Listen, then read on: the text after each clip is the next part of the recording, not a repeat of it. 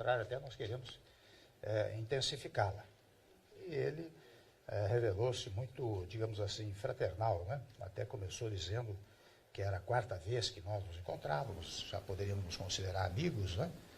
O que é muito típico aqui do povo chinês também, e da delicadeza habitual do presidente Xi Jinping, né? Por outro lado, hoje pela manhã foi marcada uma prévia do encontro dos BRICS, que se dará em Goa, na Índia, no mês de outubro, né? E lá cada um fez a sua manifestação, uma pré-manifestação também, revelando a importância, reiterando a importância desta organização, que não é uma organização jurídica, mas é uma organização espontânea de países que se reuniram e que já chegaram ao ponto de ter um banco de desenvolvimento, né, que já está atuando, e todos eles com a mesma preocupação, né? A preocupação que hoje existe é uma preocupação ainda com o emprego, é curioso isso, nos vários países, né? É uma preocupação com o terrorismo, não é? Pelo menos os discursos todos de hoje pela manhã, inclusive o meu, mencionava a questão do terrorismo, né? Também a questão climática, porque tanto a China como os Estados Unidos já assinaram o Acordo de Paris, eu estou assinando, comuniquei que agora eu farei o depósito dessa matéria logo agora no início dos trabalhos da ONU. Esta foi uma preocupação acentuada também nos BRICS, né? E é interessante que no G20, de alguma maneira, se reproduziram essas mesmas questões. De alguma maneira, o que se preocupava os países integrantes do BRICS é também a preocupação dos países do G20, né? É claro que lá no G20 falou-se mais também da questão dos refugiados, o que fazer com os refugiados, que é um problema que aflige vários países, também do protecionismo, que é uma coisa que também ontem conversávamos com o Roberto Azevedo, né? Diretor da OMC, e também, que mais aqui? Sim, a história dos conflitos, né? Eu especialmente toquei nesse assunto do conflito na Síria, dos conflitos que devem ter uma solução diplomática, e eu vi que todos eles, o presidente russo, inclusive, falava na necessidade de soluções negociadas para esses conflitos, né? Falou-se muito também da inovação tecnológica, todos acham que devem juntar esforços para inovação tecnológica, não é? Aí não houve dúvida também. De alguma maneira, os discursos tanto de BRICS como do G20 tiveram mais ou menos o mesmo tom. E amanhã, eu deveria dar essa entrevista amanhã à noite, né? Mas amanhã nós vamos continuar. Também eu falarei em outros encontros, né? São mais quatro encontros. São encontros de fala rápida, na verdade, 3 minutos. Alguns falam 5, eu falo num dos eventos amanhã, eu falo 5 minutos, que é durante o almoço. E terei também, acho que é importante registrar,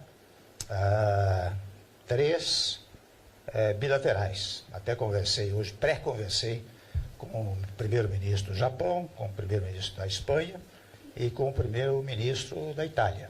Terei esses encontros amanhã, durante o dia. E logo lá pelas 4, 5 horas da tarde, terminando o evento, nós voltaremos para o Brasil. Mas amanhã nós passaremos o dia todo, desde as 9h30, nesse encontro. Mas, fundamentalmente, foi isso que aconteceu. Achei que foi muito produtivo o encontro, né? Sob todos os ângulos, sob o ângulo do reconhecimento, mas das homenagens ao Brasil, que todos não se cansam de fazer, seja formalmente, seja informalmente, porque enquanto eu estava lá na sala, né, conversando, as homenagens ao Brasil são muitas. De modo que acho que o Brasil tem uma boa presença internacional que foi mais uma vez sedimentada nos encontros formais. Acho que é isso, por enquanto. Quem é a primeira? Vivian Oswald, jornal O Globo. Presidente, eu queria voltar um pouco à questão da base aliada. Hoje a senadora Aécio Neves falou que o senhor precisa fazer uma DR com o PMDB e que sem o PSDB não há governo. Uma DR com o PSDB. Não, com o PMDB, que ele falou com o PMDB. E ele disse que... e a minha segunda pergunta nessa questão da base aliada é o seguinte, existe o reajuste para o judiciário, para os ministros do STF, é uma questão que também divide os dois partidos. O senhor é contra ou a favor e até que ponto isso divide os partidos? Eu vou esperar o Senado decidir. Eu sei que há uma grande divisão no Senado e a minha tarefa será depois da avaliação do Senado, né? Dependendo do que o Senado decidir, vem para a sanção o veto. E daí é que eu vou examinar. Por enquanto, eu aguardo a decisão do Senado, vejo que há uma grande divisão no Senado, mesmo no PMDB, alguns que votam a favor, mas muitos que votam contra, né? Há o fundamento de que não se pode ter gastos públicos nesse momento. Perdão? Isso nós vamos discutir o tempo todo. O que eu mais faço é discutir relação. Não é? E eu faço isso permanentemente, também com uma base de quase 20 partidos. Se você não fizer isso permanentemente, você não consegue manter a base unida, né? Quando nós tivermos 2, 3 partidos, fica mais fácil, mas por enquanto nós precisamos conversar permanentemente com os amigos do PSDB. Eu tenho conversado com muita frequência, não foram poucos jantares, encontros que nós tivemos, não é? Eu prezo muito o apoio que o PSDB, que todos os partidos dão, o PSDB, o DEM, o PPS, o PMDB e todos, né? O PMDB é o meu partido. Eu acho que com esta base sólida é que nós vamos conseguir aprovar questões aparentemente difíceis, mas que produzirão efeitos muito benéficos no futuro. Eu até disse isso aqui no meu pronunciamento hoje, que nós estamos fazendo uma revisão, mencionei aquela coisa do teto dos gastos, né? E eu vi que é interessante, alguns países também têm o mesmo problema e estão tratando da mesma matéria, né? O teto dos gastos. Então, eu acho que nós precisamos ter uma base sólida, mas mais do que a base sólida, a compreensão dos partidos que nos apoiam. E até o presente momento, eu não tenho dúvida dessa compreensão, porque eu acho que estão todos preocupados, não é em apoiar o governo, apoiar o presidente, que chegou agora definitivamente à presidência, né? Mas apoiar o Brasil. Acho que as pessoas têm consciência disso. Então, eu não tenho preocupação. Conversar, nós haveremos de conversar sempre, não tem a menor dúvida. Victor Sérgio Boiadian, TV Bandeirantes. Boa noite, presidente. Tudo bem? O senhor disse agora que no G20 as homenagens ao Brasil foram muitas, mas ontem o Papa Francisco parece que está na linha diferente. Ele disse que já não irá ao Brasil como havia prometido, já não sabe se irá ao Brasil como havia prometido. E na ocasião lá da inauguração de uma imagem de Nossa Senhora Aparecida no Vaticano, ele pediu para que as pessoas rezassem por Nossa Senhora Aparecida, para que ela continue protegendo o Brasil nesse momento triste. Por que o senhor acha que ele está vendo o Brasil dessa forma? O senhor acha que ele está equivocado? Não, equivocado jamais, né? Eu até quando eu fiz a saudação ao Papa, na despedida dele, ele muito humildemente, num dado momento, ele disse, olha, eu quero bater na porta do coração de todos os brasileiros para poder entrar no coração de todos os brasileiros. Até na despedida eu disse, como o senhor fez como São Pedro, né? O senhor já abriu a porta do coração de todos os brasileiros, de modo que não é preciso bater mais as portas do coração de ninguém. Primeiro ponto. Segundo ponto, eu acho que ele revelou uma preocupação com o Brasil, uma preocupação como nós todos temos. Eu acho que a alegria se formará pouco a pouco.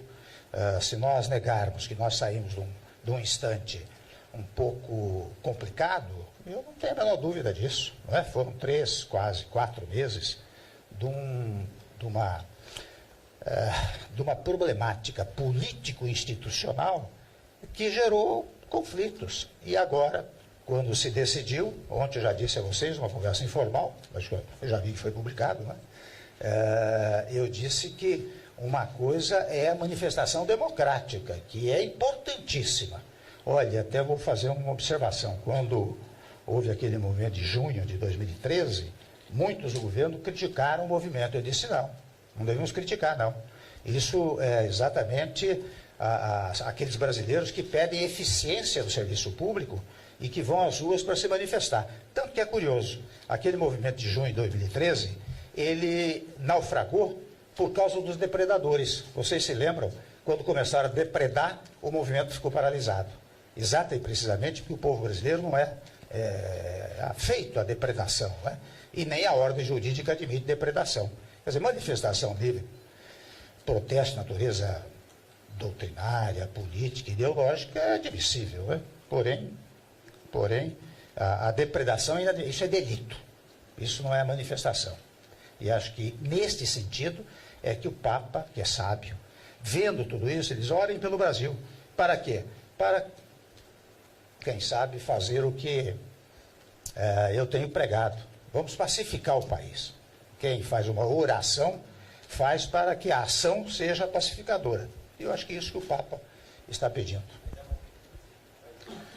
Não digo que é triste, ele começa a se alegrar, você veja. O que é alegrar aí? Alegrar é a confiança, né? E quando você pega os indicadores de confiança, não são indicadores de produção, porque não podemos nos enganar com isso, mas os indicadores de confiança, tanto no agronegócio como na indústria, nos mais variados setores da indústria, cresceu enormemente. Eu acho que ontem, conversando com vocês, eu disse, olha, no agronegócio, no trimestre anterior, a confiança era de 42,2%. No último trimestre foi para 86%. De igual maneira, na indústria. Então, a confiança está crescendo.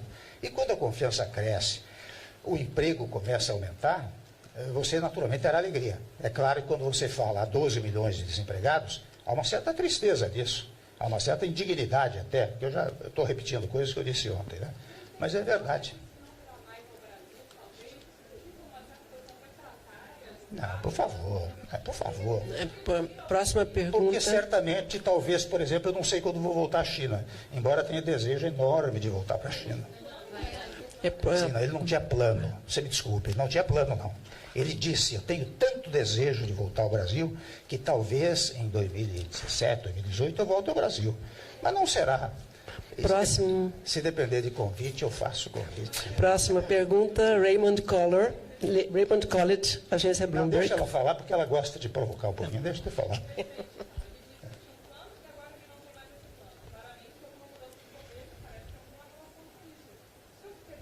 Acho que é melhor perguntar para o Papa, não? Se eu for a Roma, eu procuro. Aliás, vou contar um episódio a vocês. Vou falar bem de mim. Ele se sensibilizou tanto com o discurso que eu fiz, não é? Que quando eu fui representar o Brasil na missa de canonização do Padre Anchieta, vocês sabem que ele ia saindo, seria a delicadeza dele, ele ia saindo por uma parte central, eu estava numa parte lateral, quando ele me viu, ele parou e veio me cumprimentar, não é? Então ele tem assim uma delicadeza extraordinária, não só pessoal, como institucional, né? Não dá para discutir com você, querido, eu percebo, não dá. Você tem uma forma de perguntar que você quer uma resposta que eu não posso dar, não tenho como dar. Se você quiser, eu concordo com você. Posso? Mas registre que eu disse. Se você quiser, eu concordo com você. Só isso. Tá bom? Raymond Collett, agência Bloomberg. Boa noite, presidente. Um dos motivos da sua viagem aqui à China era mostrar ao mundo as oportunidades de investimento no Brasil. Além das concessões que o senhor já mencionou ontem, o seu governo em algum momento cogitou a venda de bens públicos, ou seja, a privatização. Eu queria saber se esse plano ainda fica em pé, para quando seria anunciado, ou se a ideia morreu, talvez porque não tenha clima político no país. E falando de clima político, queria saber se você superou esse episódio da votação dos direitos políticos da ex-presidenta no Senado. São duas vertentes, né? Uma primeira vertente é a desestatização, que ainda está em pé. Uma outra vertente são as concessões. Vocês sabem que nós criamos um órgão especial para fazer as concessões. O Moreira Franco está cuidando, levantando todas as hipóteses de concessão, e no dia 13 agora nós devemos anunciar aquelas matérias que poderão ser concedidas e de igual maneira desestatizadas. Também no plano da desestatização, o ministro Meirelles está levantando dados para verificar quais os ativos que nós podemos desestatizar. Está tudo em pé ainda. Né? Tá bom? Agradecemos todos pela presença. Na sequência,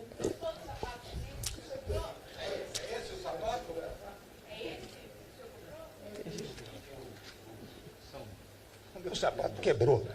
Eu cheguei aqui para vocês saírem para comprar um sapato. Né? Pois é, mas quebrou a